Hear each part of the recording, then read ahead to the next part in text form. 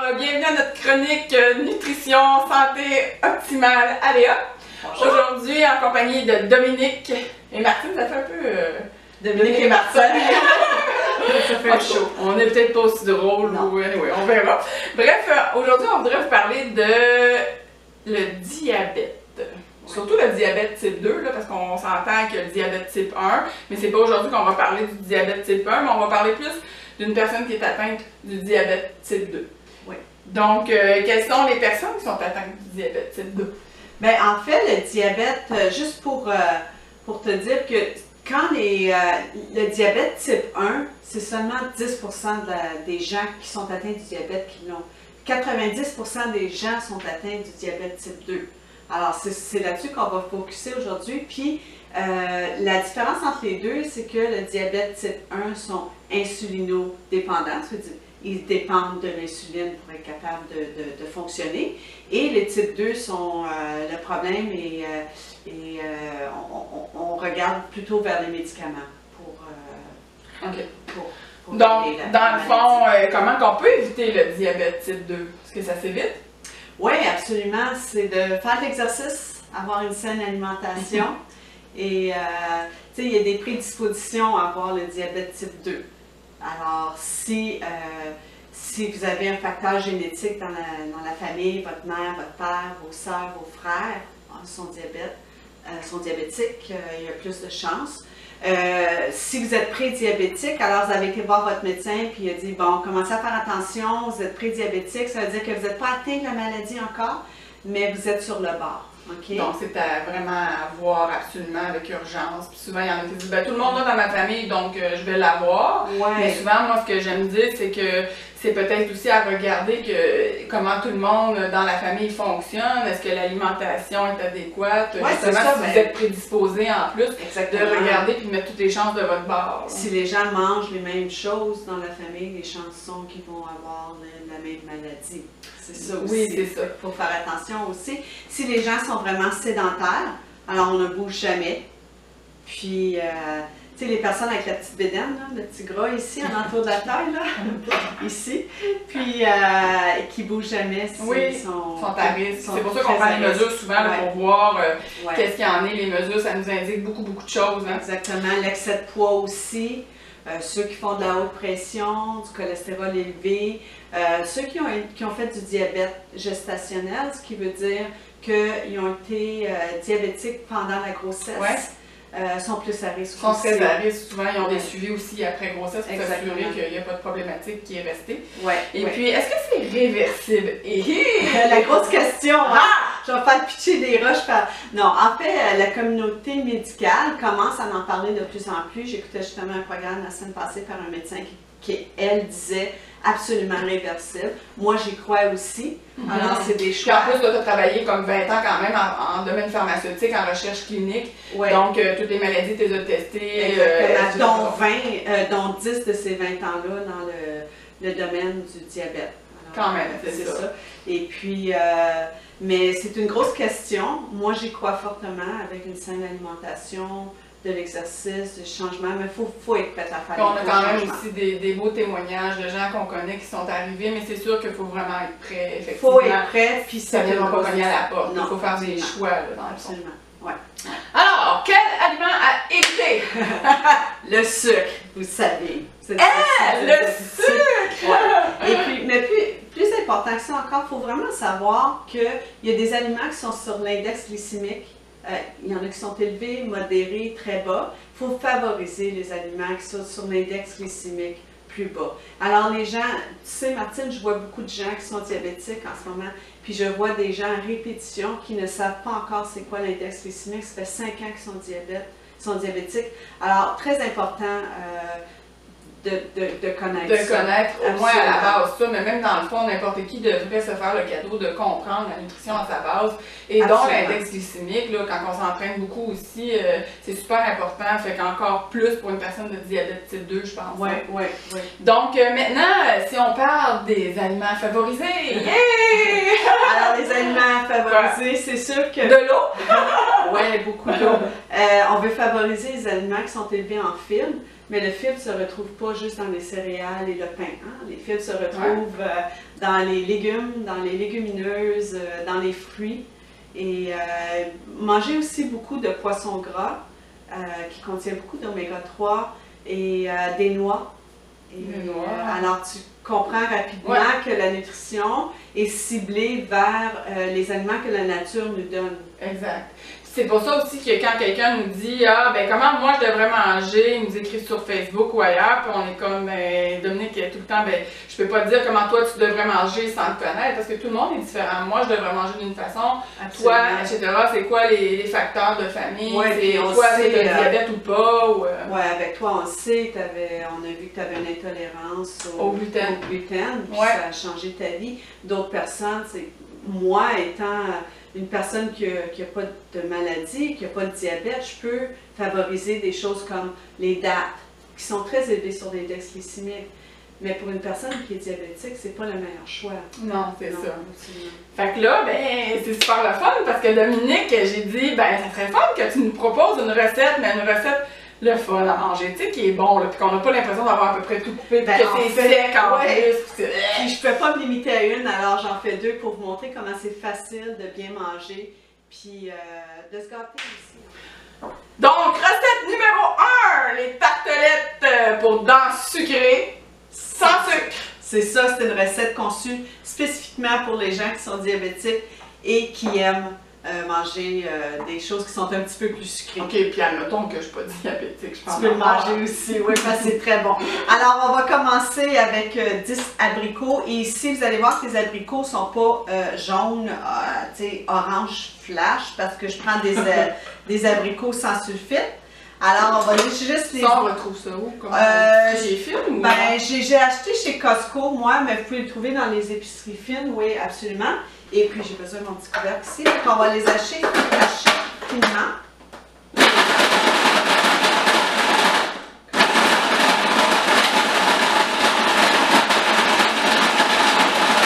C'est environ 1 à 2 minutes. Alors, voilà. Ouais, elles sont belles. Alors, on va ajouter l'huile de noix de coco. OK? Alors, on a 1/4 de tasse d'huile de noix de coco fondue. C'est celle-là ici que je prends chez Costco, mais vous pouvez l'acheter à l'industrie partout maintenant.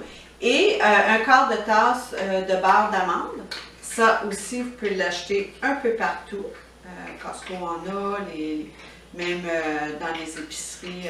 Là, dans cette recette-là, est-ce qu'il y a des alternatives, mettons, qui n'ont pas certains ingrédients ou quoi que ce soit, ou non, c'est favorable que ça soit ces ingrédients-là? C'est préférable parce que tous les ingrédients utilisés ici sont spécifiquement utilisés pour ceux qui sont diabétiques. Comme les abricots, c'est des aliments qui sont très bas sur l'index glycémique et non comme je disais tantôt, les dattes, donc qui sont plus élevées. Les figues, c'est des aliments modérés. Fait que de temps en temps, si vous voulez des figues, mais préférez favoriser les abricots. Alors, on va pour du stop shot. 1 à 2 minutes, on va passer quand même assez rapide. Puis, avant d'ajouter les autres ingrédients, vous allez voir ici, j'ai 30 abricots séchés. OK? Et puis, on va le mettre sur le feu. Je vais le partir à feu assez haut. Et puis, je vais ajouter 1/4 de tasse d'eau. Oui, il ne faut pas oublier l'eau. Il ne faut pas oublier l'eau. Comme moi. Puis, on va faire comme un genre de pâte avec. Vous allez voir, c'est super facile. On va laisser ça un petit peu. Une pâte purée, là. Oui, une petite purée. Alors, on va ajouter ici, c'est pas de la farine d'amande, mais la recette va dire de la farine d'amande. Moi, je fais mon propre lait d'amande, comme tu sais. Et puis, quand on fait notre propre lait d'amande, ben, on a des petits restants d'amande. Alors, je les garde. Je ne vais pas les gaspiller. Je les garde et j'utilise ça aujourd'hui pour mettre. Mais c'est ça pour des gens comme moi là, qui n'ont pas le temps comme toi de faire du lait d'amande maison, là, tu sais. Juste te dire que c'est pas très long, mais ça, c'est une autre chronique, OK? Les gens qui n'ont pas de temps. C'est quoi notre passion? Une tasse, ouais, c'est ça, c'est plutôt ça. Une tasse avec. Oh, comment ça? Une tasse, on va. Attends une minute, je n'ai pas fini. Martine dans la cuisine. Une tasse d'avoine. Et pour les flocons d'avoine, tu vois, Martine, ici, sont très durs. Tu vois? Fait que si les flocons d'avoine sont plus durs, c'est parce qu'ils ont été moins raffinés. OK. Fait que les gruaux, là, à cuire en 1 minute, ça, ce sont des aliments qui sont plus élevés sur l'index glycémique que si on choisit. Moi, j'ai pris la sorte ici, là, les flocons d'avoine milanaises, mais vous pouvez prendre celle que vous favorisez. Alors, prenez pas ceux-là qui ont été pré-cuits. Puis, on met ça là-dedans. Puis, je vais te faire l'honneur de faire une petite shot pendant que je regarde moi les C'est dangereux.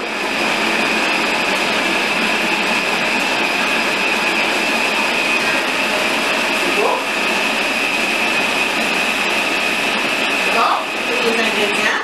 Oui, alors, il ne faut pas que ça vienne une pâte lisse, hein? Ça fait comme un crumble, là, qu'on appelle. Un crumble en français? C'est ça, ça fait des petits grains comme ça. C'est ça, des petits grumeaux. Alors, on va mettre ça, on va verser dans un bol, en ce moment, que j'ai oublié de sortir. On va le prendre ici. Alors, tu peux transférer ça, parce que là, mes abricots bougent beaucoup. OK. Alors, si... Moi, j'échappe tout. Hein. Ça serait vraiment drôle que j'échappe tout. Alors, on va transférer... Je suis nerveuse de caméra. Bon, on va la voir. Alors, on va transférer ça ici. Puis, je vais te demander de réserver une demi-tasse pour mettre sur le dessus après. Alors, remplis ça. Okay. Réservé. Ça fait un peu... C'est un mot qu'on utilise beaucoup dans la cuisine. Alors, pour... C'est ça, je cuisine pas assez souvent. Alors, chez Dominique. Je vais juste nettoyer ça un petit peu parce que j'en ai besoin. Là, j'imagine que je tape ça ou pas? Non, pas du tout. C'est juste un petit bol pour garder... Tiens, je vais m'en occuper. OK, enlève je peux faire ça quand même. Ouais, vas-y. Alors, on a versé un quart de tasse d'eau dans les abricots, juste pour les ramollir un petit peu. Dans l'eau, je les ai portés à ébullition. Je vais le transférer ici. OK. On va remettre la lame. Puis, je vais transférer ça ici. Là, les gens vont dire, Dominique, tu devrais pas mettre des ingrédients chauds dans ton robot culinaire comme ça, je sais. C'est parce qu'on n'a pas le temps de laisser refroidir. Mais c'est pas grave. Une fois, c'est vrai, on risque d'avoir des courriels quand même. Ouais. Alors, déjà, ça va devenir comme un genre de pâte lisse. Okay, tu vois, là, de plus en plus, ça devient je vais mettre un petit peu plus fort. Vous voyez, c'est pas très long, hein? Ça prend à peu près ça. C'est parfait. Alors, OK. Ici, là, la petite croustade qu'on a faite, vous pouvez soit la mettre dans un plat rectangulaire ou 8 par 8, dans le fond, je pense que ce serait mieux, ou vous pouvez utiliser, puis si vous le mettez dans un plat de cuisson, pas obligé d'être de cuisson parce qu'on ne fait pas cuire, c'est ça qui est le fun avec ces petites tartelettes. Sans cuisson, ces petites tartelettes. Moi, je préfère les faire dans les petits... oui, hein? De silicone, c'est vraiment, ça sort. Moi, ça, j'adore ça. Là, pour moi qui est maman, et puis alors, on fait plus de vaisselle, on enlève ça. On prend un petit peu, on veut juste taper après à peu près un demi-pouce dans le fond. OK? Là, à mes amis ou mes clients là, qui sont là, mais combien peut y en mettre parfait? Non. Pas besoin On tape comme ça, on en met un peu partout. Continue, Martine, moi je vais me... Oui. OK, c'est pas très long. Puis, on va aller chercher notre belle purée. Notre belle purée. Es-tu belle? Elle est vraiment belle. Puis, on en met juste un petit peu sur le dessus ici. OK? C'est beau, on le tape encore. OK? Ah, ça sent bon c'est encore fou, hein? ça. Puis, vous vous souvenez que j'ai gardé tantôt la petite croustade, un petit extra. Ça, c'est pour le dessus. Donc, on met dans un petit bol, puis on mélange des petites noix avec. Ici, j'ai pris des noix de Grenoble, mais vous pouvez prendre des amandes, vous pouvez prendre des pecans, c'est fantastique. On mélange le tout et on met ça sur le dessus de la purée. Oh, regarde comme ça a l'air bon. Et puis, après ça, vous remplissez toute... ça donne, dépendamment là, de combien vous en mettez, là, ça donne en moyenne à peu près 16. portion. Ça, là, si on est diabète type 2, tu sais, comme là, on parle d'un petit dessert ou une petite collation aussi, dans le fond, c'est quand même bien rempli en nutriments. C'est très bien. C'est fantastique comme... On n'en prend pas 5. Non, on n'en prend pas ça. Je dirais 2 par jour. Là, parce que c'est santé qu'on parle. 2-3 fois par semaine, une petite gâterie ou 1 par jour. Alors, une fois que tous les petits moules sont bien remplis, vous pouvez le mettre soit au congélateur 1 heure de temps ou au frigo pendant 3 heures de temps. Puis une fois que c'est terminé, Martine, je crois que tu vas te donner l'honneur de... la TV. Ouais, va chercher. Oh, toute prête pour vous! Alors, ça ressemble à ça. C'est absolument délicieux. Tu veux goûter, Martine? Oh, certain, moi je veux goûter à ça. Je me sens un peu comme... comment ça s'appelle, la Distasio? Puis on réfléchit, hein, t'es là. Hey, cheers! Cheers! Aucun sucre.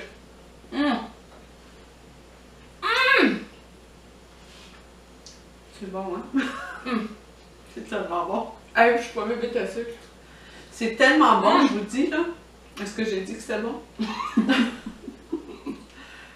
On va à la prochaine recette, hein? Ouais. Dominique, qu'est-ce qu'on va faire? Un bon smoothie. Moi, j'aime les smoothies. Oh, j'adore les smoothies. Fait que là, je l'ai préparé un spécifiquement pour les gens qui souffrent de diabète. Oui. Parce que on sait qu'il y a des fruits qui sont plus élevés sur l'index glycémique. Par exemple, les mangues, la papaye. Okay, c'est des aliments. Pour avoir ça, dans le fond, ils peuvent soit te contacter, prendre un rendez-vous, exactement, ou encore une fois faire des recherches, mais tu sais, je pense que les c'est très difficile quand on parle d'index glycémique parce qu'il y a plein d'informations, puis de l'information faussée sur l'Internet en ce moment. Alors, on va essayer de démystifier un petit peu tout ça. Mais l'important, c'est que vous sachiez que les fraises ou les petits fruits des champs, c'est des aliments qui ne sont pas élevés sur l'index glycémique. C'est tellement bon. C'est tellement, la saison s'en vient, hein? Alors, c'est ça. Ça s'appelle le smoothies des îles aux fraises. Est-ce qu'on avait dit ça? Je ne me rappelle pas. Non, on va pas dit, mais pourquoi les îles? Des îles parce qu'on va mettre du lait de coco. Ouh. Alors, j'ai du lait de coco ici. Alors, ici, moi j'ai pris biologique, mais on s'entend qu'on n'est pas obligé de prendre, vous allez voir que tous mes aliments ici sont tous bio. C'est pas tout le monde. C'est ça, hein? Comme tu vas à l'épicerie, des fois ils vont mettre ça dans la section mexicaine, là, etc. Puis des fois ils mettent dans la section dessert, là, tu sais, comme... Ouais, il faut vraiment magasiner, trouver les meilleurs prix.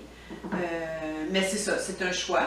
Alors, mais ici, on a 125 ml ou 4 onces de lait de noix de coco. C'est tellement donc, bon. on peut prendre ça, déjeuner, collation. Moi, pour déjeuner, moi, je le prendrais plutôt avec, mettons, un quart ou un tiers de tasse de noix mélangée. Pour rajouter un petit peu, OK. Ouais. Ici, j'ai... Moi, je prends ça, j'ai faim. Ouais, c'est ça. Ou, dans ton cas, tu peux prendre autre chose aussi, une tranche de pain. Mais pour les gens qui sont diabétiques, il faut faire attention aux aliments qui sont élevés sur l'index glycémique. Ici, j'ai 125 ml de lait de chèvre. Pourquoi le lait de chèvre? Moi, j'aime beaucoup le lait de chèvre. Je le favorise au lieu de prendre le lait de vache pour différentes raisons, mais spécifiquement pour ceux qui ont des allergies à la protéine du lait, la caséine. C'est une autre sorte de caséine de protéines. C'est une belle option, ça vous donne des belles protéines. Le sucre n'est pas trop élevé. C'est quand même le matin, c'est correct. On va acheter l'épicerie aussi. Oui, j'ai pris dans une épicerie fine, mais je crois que d'autres... Dans la section peut-être bio aussi, des fois. Oui, ils ont des sections bio réfrigérées. On va acheter environ une tasse de fraises congelées, surgelées et une cuillère à soupe de graines de lin moulues. OK? Alors, on va mettre notre petit couvercle là-dessus. Puis... C'est pas les autres qui goûtent à ça. Ouais. Alors, t'es prête, ça va faire un petit peu de bruit, là. Oui.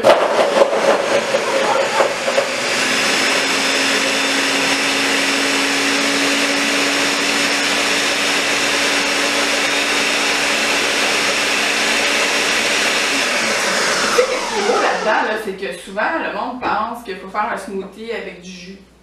Mais il n'y a pas de jus. Non, il n'y a aucun jus. Et puis, moi, j'aime mes smoothies vraiment épais. Toi, comment tu les aimes? Mais je les aime froids, là, dans le fond, que ça fait que je puisse manger avec une cuillère. Avec une cuillère. Alors, on a la même famille, hein, on aime les mêmes choses. Alors, ici, on va le mettre qu'est-ce que c'est beau. Ça sent bon aussi. Ça sent une petite crème glacée. Ça sent les îles. Ça sent les îles. Alors ici, j'ai mon petit pot que j'ai créé. partout. Ouais.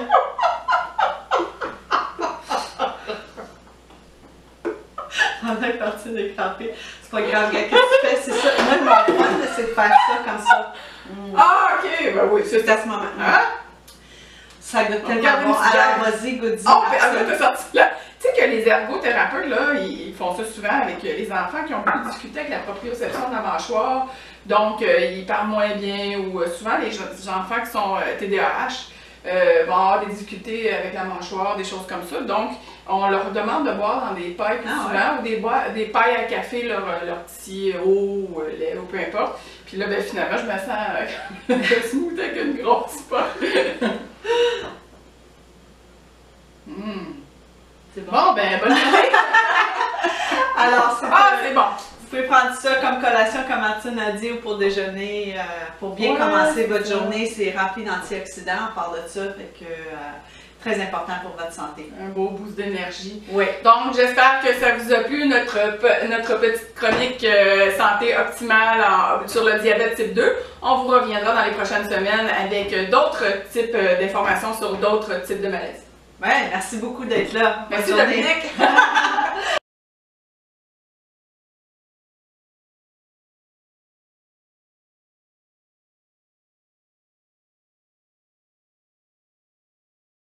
Oui, c'est fait pour... c'est fait pour... Est-ce que je recommence? Ouais. J'emmène des bloopers.